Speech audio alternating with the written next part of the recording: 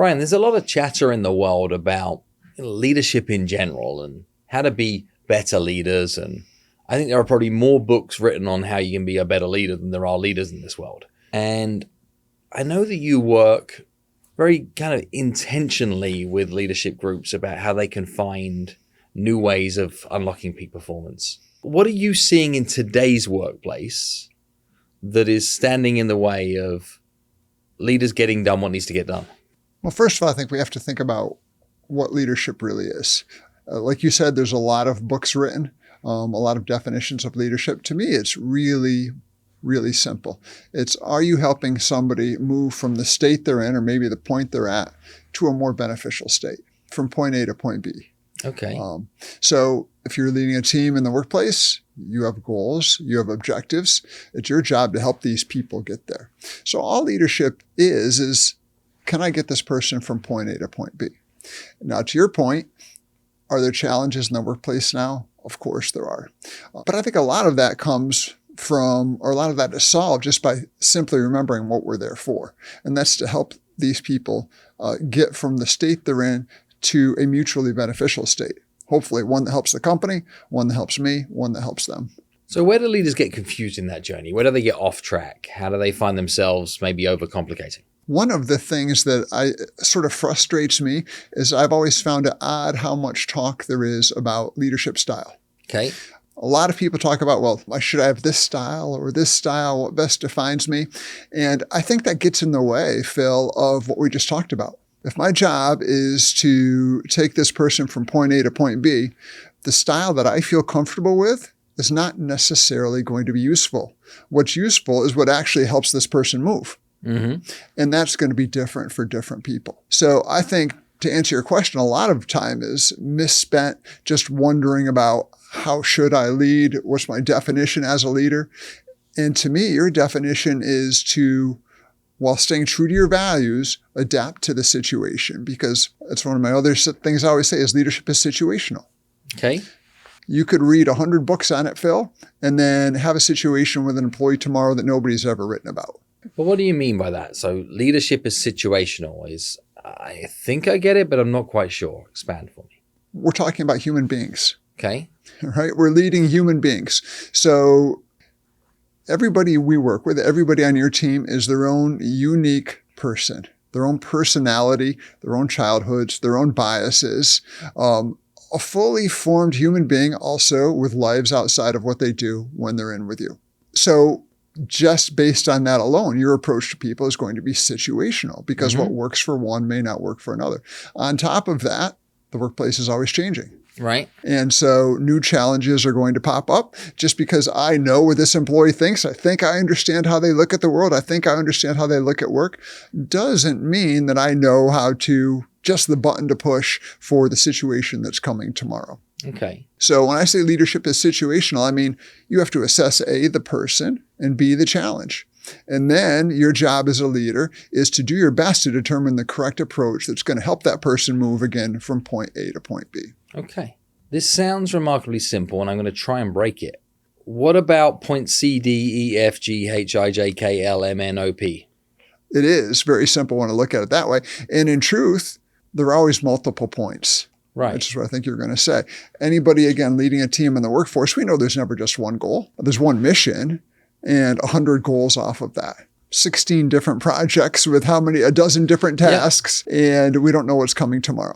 So part of the job as a leader, and one of the things that makes it a really tough job, is identifying the points and the subpoints. And not only identifying them, communicating them in a way that can be heard. Okay. So, for example, like a CEO, their point might be to maximize shareholder value. They might be looking to better get them from here to here in terms of a commercial outcome.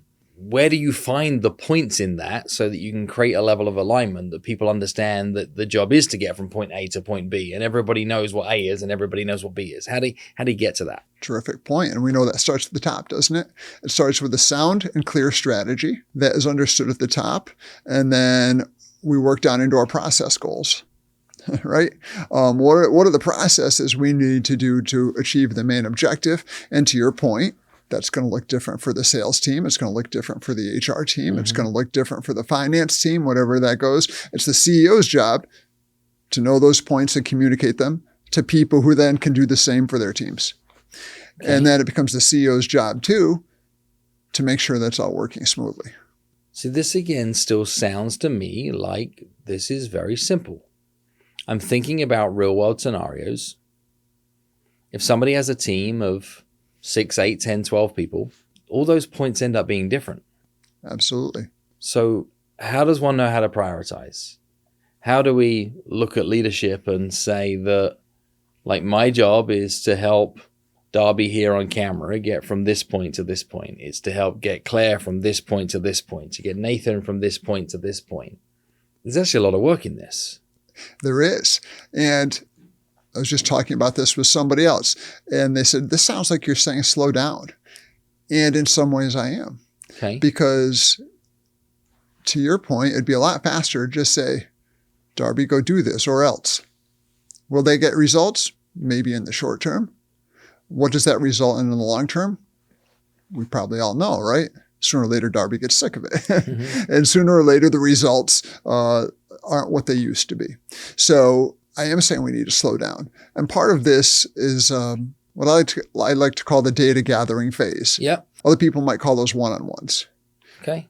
Structured, regular conversations that are prioritized. They don't have to last forever, but they do have to be regular points where conversations are happening. And as a leader, I'm asking the right questions to understand what are my people succeeding at and what roadblocks are in their way. And then it's my job to try to navigate them past those roadblocks or give them the tools. And of course, some accountability falls on them too to be able to do it. So some of this can be as simple as creating some clear North Stars, having regular, meaningful interactions on an independent level, and asking the questions, where are you succeeding? And what are the roadblocks that are standing in your way? Exactly. And if you do this well enough, the idea is that you're going to see the roadblocks even before they come. Okay. Let's use Darby as an example. The amazing Darby. If you get to know Darby really well, right, you might not only be able to help her with the roadblock she's at right now.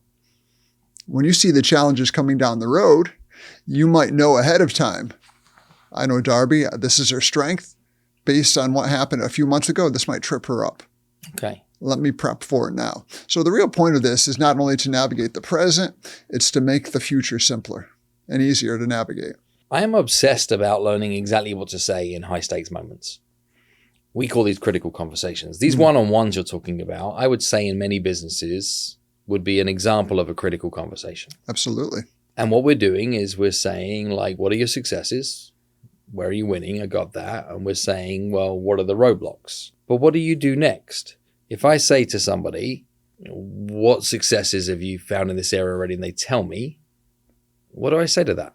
Well, recognition is huge, as I'm sure you know. That's why one of the reasons we always want to ask that question. Recognition is a much more powerful factor in the long run than any sort of criticism.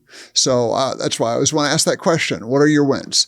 Not necessarily to fake anything, but to make sure we're recognizing it and realizing when somebody is really, done what they're here to do. But you ask somebody what are their wins, and they could be like, well, I'm just doing my job and, nothing that profound. And, we got a few things done and that are pretty decent. and it's going okay. What do you say to that? Well, I would say when you first start this process of one-on-one, so say I'm meeting with leaders never done this before. They're going to call their people in. Poor Darby. Let's say Darby again. She's getting a lot of focus in this session. Phil calls Darby, and Darby, we're going to do a one-on-one. I want you to tell me your wins. And she's going to say, well, I don't know what you're talking about. I just came in and I did my job. Mm-hmm. And then you might say, thank you. And the conversation goes from there. But what this does give you the opportunity to do, Phil, is to frame the next conversation. Okay. Great, Darby. Here's what I see coming down the road. Here's this project. I'm going to ask you to help with some podcasts. What do you think it might look like for us to really do a great job on that? She tells you. What do you think it would look like for you to do a really great job on that? She tells you. Awesome. Let's do it. Are you willing to do this part of it? She says yes. Now you framed yourself up for recognition in the next conversation. Okay. Now so you've built clear new points. Exactly. Okay. Another way to put it. I've built the points and I framed it in a way that I've made it easy for her to win, hopefully. Okay. And easy for you to come in and say, terrific job. Thank you so much. So you can then be more specific with a future round of like, when you're saying, where are you winning? What have you achieved so far? When they can come back to the points we made last time were this and this and this, and what I've done is this and this and this. You can say what in terms of recognition? If you're going to recognize somebody, what are you saying here if they've delivered on the points? It depends for every person. It changes for every person. I need to know what's going to move Darby. Again, let's go back to our definition. What's going to help Darby get from point A to point B? Okay. And what works for Darby might be different for Molly, which might be different for Jim. So this is why we have lots of these conversations, because eventually it becomes evident to you. Okay. And what we've done is we've got some examples of where people have done good things. You've given some recognitions and positive reinforcement. Now we got this roadblock situation. You may have maybe seen some of these roadblocks. When we're talking about roadblocks in a one-on-one that are standing in the way of people getting to their points, who brings these roadblocks up, you or them? Can be either. So when I'm coaching leaders, let me back up a step. When I'm coaching leaders on how to have these conversations in the best way, there's actually a framework that I share with the leader and the employee. So ideally, both prepare. There's a framework that both are available, is available to both of them. They both come into the meeting knowing it. So they know this is coming up, which means they might bring it up. One of my best questions is, how's this project working for you? If it's not, what's holding you back? Who's holding you back? And it can be any of the above. Okay. And it's best here to get really, really objective about what's happening.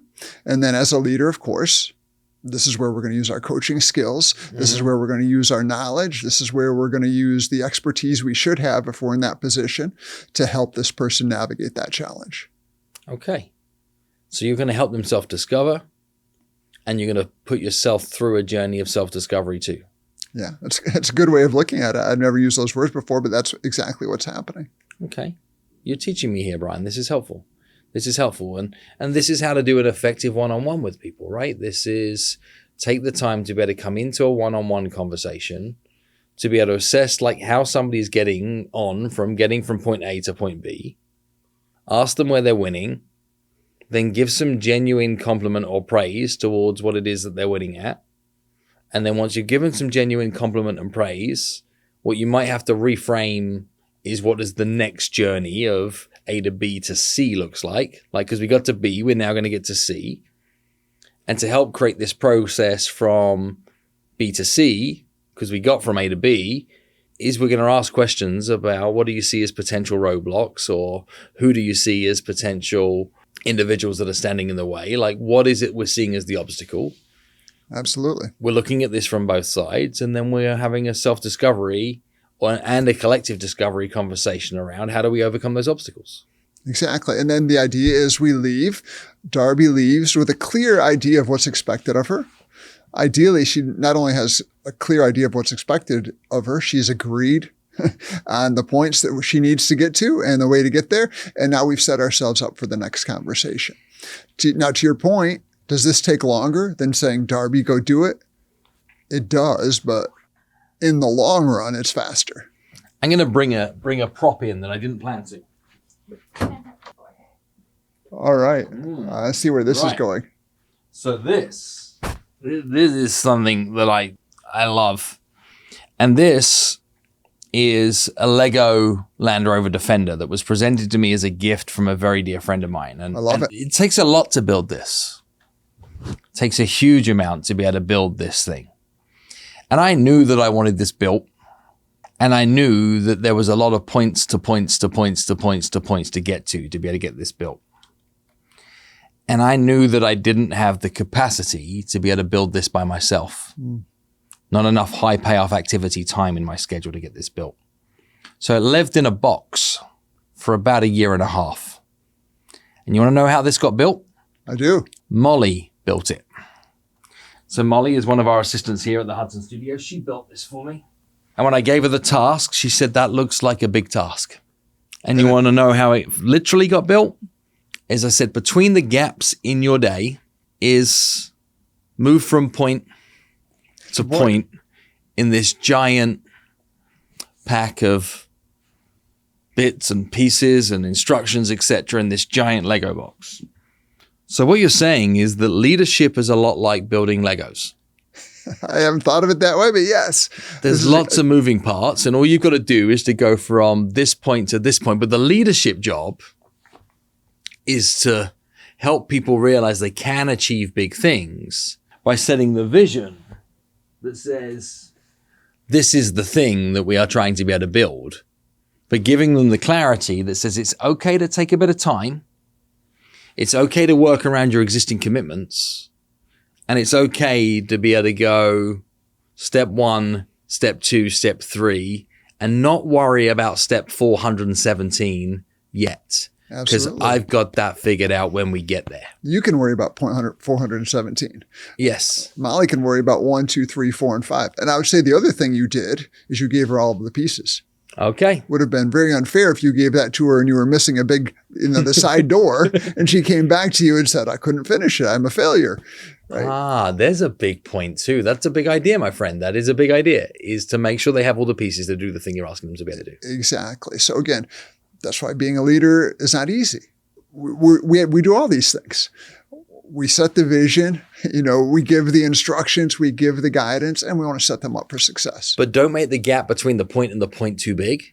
Absolutely. Because you might have to do is to shorten the gap between the points. Don't let people feel like they've got to go the journey point to point by themselves. It's help them realize that you're there alongside them, provide recognition when they do well, and help them overcome the roadblocks that stand in the way of getting on from the points. This is simple, it's not easy. But that thought about helping people get from one point to the next point, helping people get from one point to the next point, and treating your business like it is a series of points to points is actually quite liberating, Brian. I'm grateful. Thank you for that. Thank you so much for having me here. This has been fun. It's been great.